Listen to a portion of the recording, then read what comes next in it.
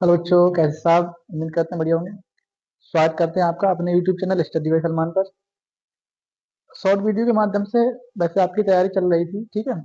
अपनी short video के माध्यम से मैं अभी आपको कंटेंट दे रहा था, लेकिन अब थोड़ा समय मिल पाया है तो अपना ठीक है, आपको लॉन्ग वीडियो के माध्यम से भी 10th क्लास के मैथ की बोर्ड की तैयारी कराऊंगा। और डरने की कोई बात नहीं है, आप पास हो जाएंगे बस, ठीक है। रेगुलर वीडियो देखते रहें आप, ठीक है। इतना कंटेंट दे देंगे, अगर आपने कुछ भी नहीं पढ़ा है और ये वीडियो ही देख लेते हैं आप, तो आप निश्चित तौर पे सफलता पाएंगे मैथ में। और चीज़ों को डर के हल नहीं कर सकते, उनका सामना करके ठीक है उनसे निपटा जा सकता है। तो डरे ना बिल्कुल। और एग्जाम को बिल्कुल ठीक है उसमें ना लें, भयभीत ना हो, बस आप तैयारी करते ना सही से, ठीक है। तो शुरुआत करते हैं। देखिए सवाल किया है, ये 2022 की प्रैक्टिस सेट, ठीक है। एमसीक्यूज को मैंने अपने शॉर्ट वीडियो में ठीक है के माध्यम से करा दिया है।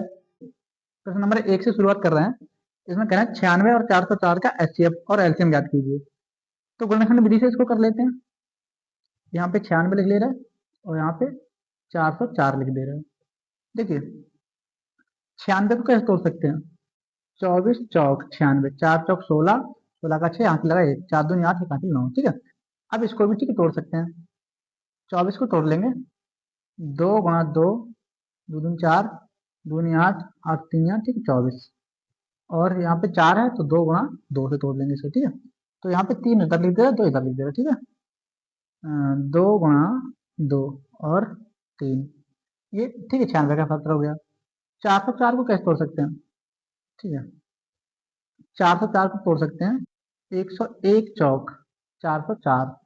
अब 101 को तो नहीं तोड़ सकते, तो यहाँ पे ठीक है 101 को ऐसे रहने दे रहा है, 4 को तोड़ देंगे 2 गुणा 2 से। हमें निकालना है एलसीएम और एचसीएफ।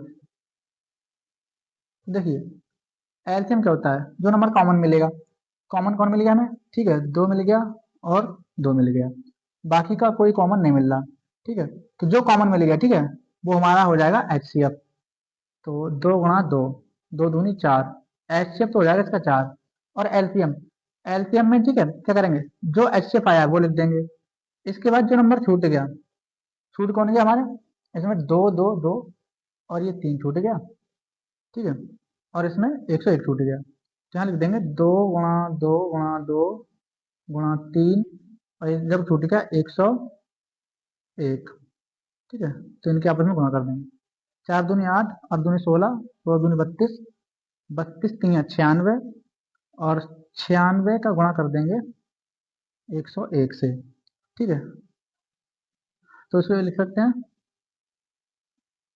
100 + 1, और यहाँ पे लिख देंगे 96।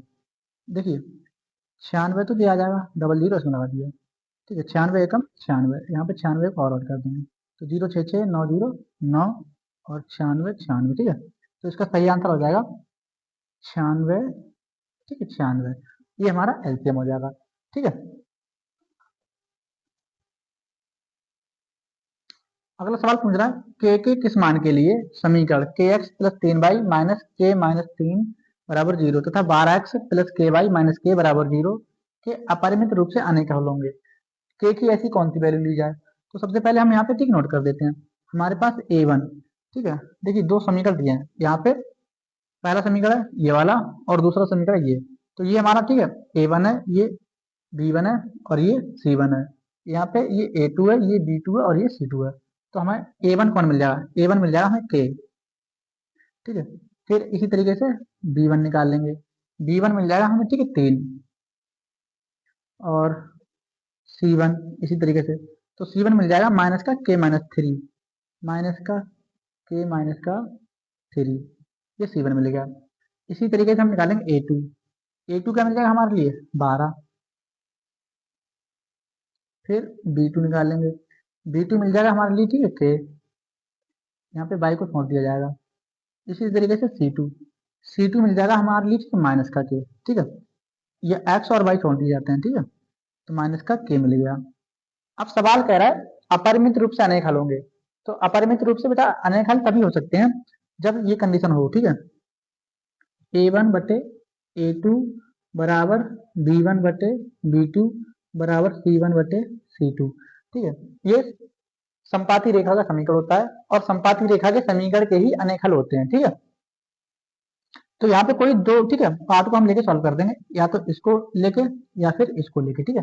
चलो हम a1 बटे a2 बराबर b1 बटे b2 से सॉल्व कर देते हैं इसको, ठीक है। तो a1 की वैल्यू हमारे पास k है, यहाँ पे k लिख देंगे, ठीक है, बटे a2 की वैल्यू हमारे पास ठीक 12 है, तो यहाँ 12 लिख देंगे बराबर b1 की वैल्यू हमारे पास 3 है, तो यहाँ 3 लिखते हैं। b2 की वैल्यू हमारे पास क्या है, k है, तो यहाँ पे k लिख देंगे। क्रॉस कर देंगे, k का k से कर देंगे गुणा तो k का स्क्वायर हो जाएगा, 12 का 3 से कर देंगे तो 36 हो जाएगा, ठीक है। तो k स्क्वायर बराबर 36 हो जाएगा। अब यहाँ पे हम, ठीक है, इसका ले लेंगे, ठीक है, वर्गमूल। तो यहाँ 36 का वर्गमूल, ठीक है, लिख देंगे। और 36 का वर्गमूल होता है प्लस माइनस, ठीक है, 6।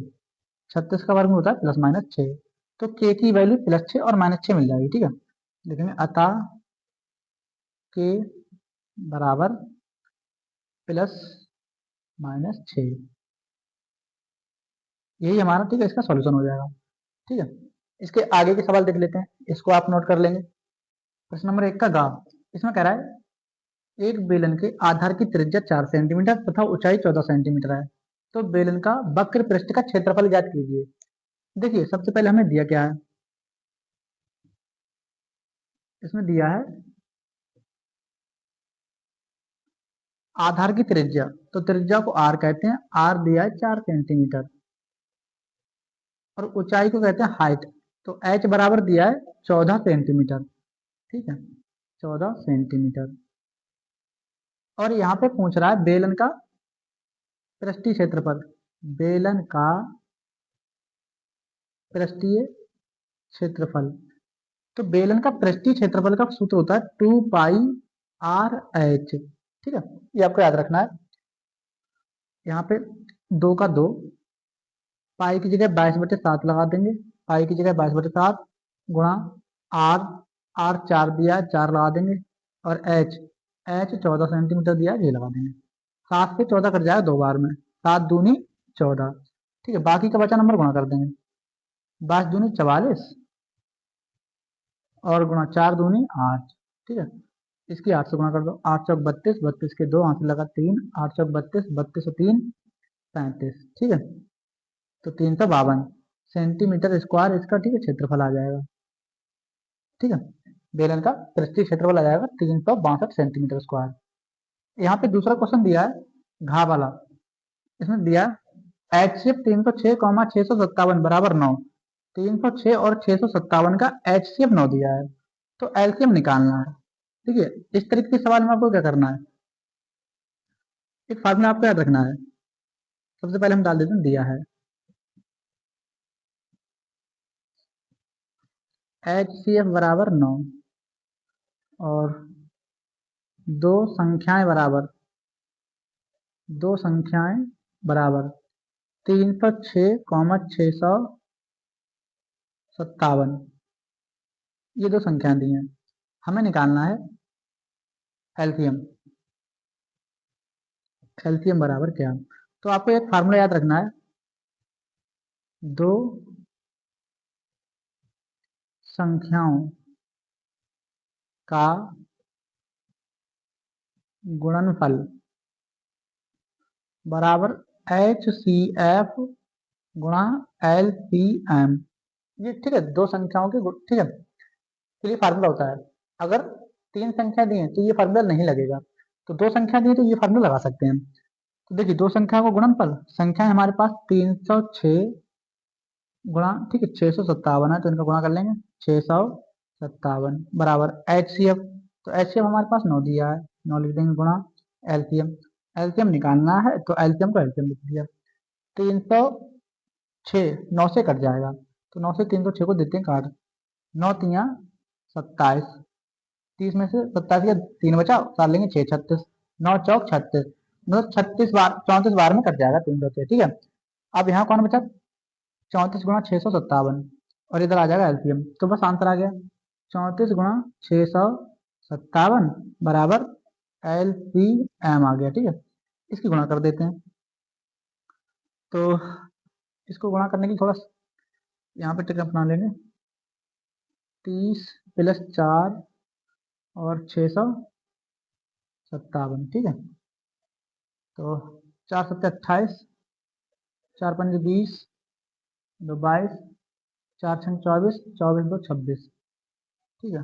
जीरो के लिए 0, 3×7 = 21, 3×5 = 15, 15×17, 3×6 = 18, 18 और 1 = 19, ठीक है। इसको ऐड कर लेंगे, 8, 2 और 1 3, और 2 3, 3 का 3, 6 7, 7 6 13, 13 के 3, 9 2 11, और 1 हासिल 12, 1 और 1 हासिल का 2, ठीक है। 22 338, ये हो जाएगा 22 338, ठीक है।